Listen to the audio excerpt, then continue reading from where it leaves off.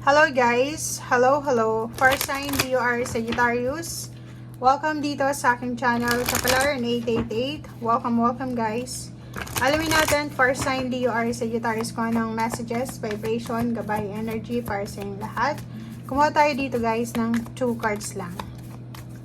First sign DUR Sagittarius, first sign DUR Sagittarius. I hope na makuha mo yung energy. Occupation. Busy ka. Oh, kakaloka to. Ang iba sa inyo dito, first sign, is sa araw nito, is sobrang busy kayo sa trabaho. Yung iba busy sa pag-a-apply sa trabaho, yung iba busy sa pag-overtime, yung iba busy sa alam mo yun, pag-cultivate ng kanilang mga career plans. Yung iba sa inyo dito, nagtatrabaho sa umaga hanggang sa gabi, midnight. Yung iba focus sa ginagawa. And yung iba naman dito sa inyo, busy sa love life, busy sa pakikipag-flirting, busy sa paghahanap ng relationship, busy sa kanilang puso. Diba? Parang ganun. So, comment down below if resonated ka.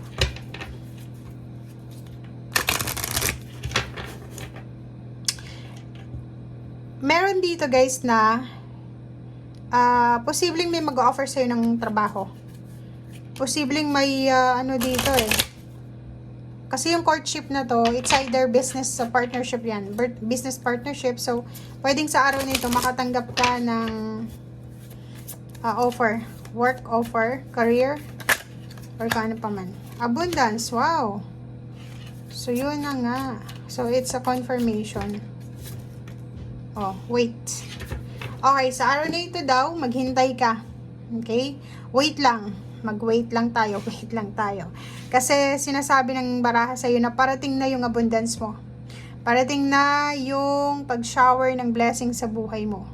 So, ang magagawa mo sa araw na ito, maghintay ka muna. Okay? Hintay muna tayo kasi may parating dito.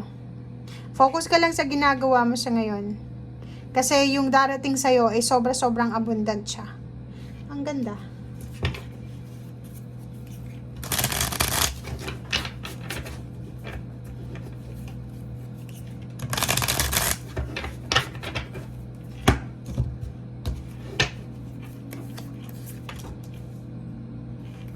First sign, Leo, Aries, Sagittarius. Tingnan natin yung barahang.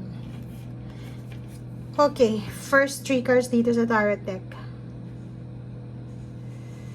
Ang nakikita natin dito guys is kailangan mong bigyan ng focus ang iyong future plans. 'Di ba? Parang nakikita natin dito na ano man daw itong gusto mong gawin sa araw na ito, dapat ang focus mo face to face 'di ba? Wag in denial tayo. Kailangan natin na maging matalino.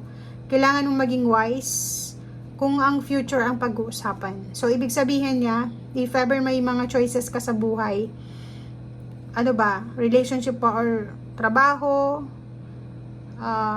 ibang lugar ba or nasa lugar lang kung saan ka ngayon nakatira. So parang bibigyan ka ng universe ng pagkakataon na mapili kung ano yung gusto mo. But meron ditong 5 of Rods, ang gulo ng isip mo.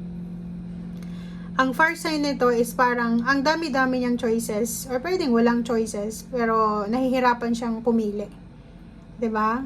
Ang nakikita natin dito is gulong-gulo siya, or pwedeng sa araw na ito ingat kayo kasi pwedeng maka-encounter kayo ng mga kaaway dahil sa misconception, miscommunication, misunderstanding, and dahil siguro sa mga bad choices natin. So, kailangan mong magkaroon ng focus. Umupo ka, 'di ba? Like for example, may kailangan kang pagdesisyonan sa araw na ito.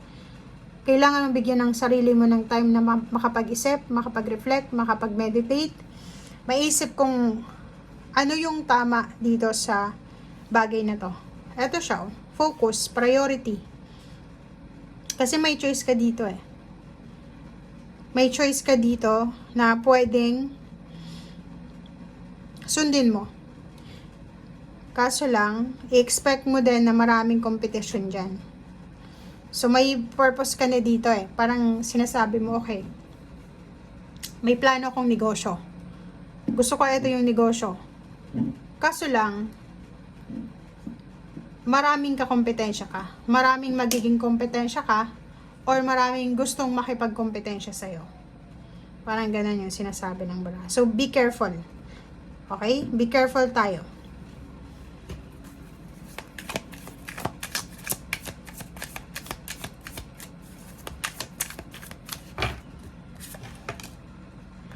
Five of Pentacles, naku, 55 to eh. Ang sinasabi ng baraha mo sa'yo dito is, ang dami-dami mong mga concern sa buhay. Marami kang kinakatakutan eh. Yung iba sa inyo dito, far sign, natatakot kayo na mawala ng trabaho. Yung iba natatakot na mawala ng pera. Yung iba sa inyo dito na natatakot na magbago yung buhay nila. So, yun ang hindi mo dapat na katakutan. Dapat i-welcome mo yung pagbabago, yung growth, and makinig ka sa sinasabi ng iyong intuition. Kasi kung iisipin natin, itong problema sa pera na to, pwede mo yan na masolusyonan. Okay? Pwede mong masolusyonan. Magaling ka naman dumiskarte. And ang problema lang dito guys is, siguro sa relationship mo sa iyong boss or sa mga katrabaho mo, hindi masyadong maganda. Siguro medyo feeling mo pinagkakaisan ka. Basta sobrang dito, sobrang gulo, sobrang ingay, sobrang madilim yung mo yung perception mo dito regarding sa trabaho, regarding sa pera, may kinakatakutan ka. Paki-comment nga sa comment section guys kung ano tong sinasabi sa inyo ng baraha. O parang sinasabi ng baraha dahil sa problema sa pera, dahil sa mga health issues, pwedeng ang init ng ulo mo, plus mabilis kang magalit, mabilis kang makipag-away. Temptation pala to eh. O, 'di ba? So, kung makikita mo sa baraha mo, sinasabi sa'yo, far sign Leo, Aries, Sagittarius, na may darating sa'yo na emotional fulfillment this year, 2024. Parang, masyado tayong nakafocus sa scarcity natin.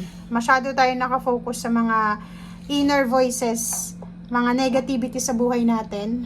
Ito yung focus mo eh. Ito yung focus, 'di ba? King of Swords, ang focus mo is puro lang away, misunderstanding, paghihirap, financial problem. So, parang yung emotional happiness mo, yung celebration na isa-celebrate mo this 2024, parang hindi mo siya nabibigyan ng focus. Kasi, ang focus mo is tungkol sa competition, tungkol sa kung sino yung mayaman, sino yung mahirap, kung sino yung may asenso or hindi asensado, parang ganun. So, ang nakikita natin, stay away from attachment, negative thoughts, mga negative self-talk. Comment down below. Pag ikaw ba ay mag-isa lang, ang dami-dami mong iniisip. May iba sa inyo hindi makatulog sa gabi. 'Di ba? May iba sa inyo hindi makatulog sa gabi dahil sa ang dami-dami nyong iniisip. So dito sinasabi ng baraha sa iyo na may paparating sa iyo na emotional happiness, may paparating na financial success, victory, may travel, may paparating na changes. 'Di ba? May paparating dito na personal growth.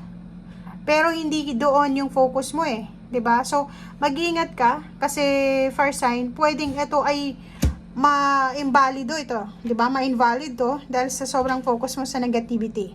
Nakikita ko sir dito, it's either family issues to. So, pwedeng may kaaway ka sa kapamilya mo, kaaway mo yung katrabaho mo, kaaway mo yung kapitbahay mo. Marami kang kagalit siguro. Kaya yung focus mo ay nandoon lang.